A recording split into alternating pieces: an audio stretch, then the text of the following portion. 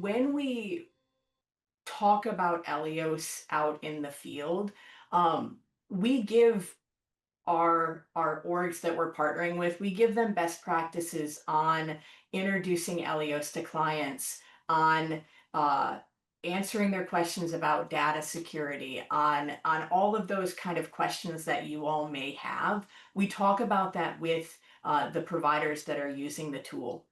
I said this earlier, but there's no question that we probably haven't gotten and that we're not open to answering. With that, uh, we have also gotten feedback from our provider partners over the 2.5 years now that I've been with Elios on, hey, um, I think that this would probably be the way that I would put this with a client. So a lot of times the way that I or any of our trainers will talk about the ways that you all can talk about Elios with your clients has actually come from a provider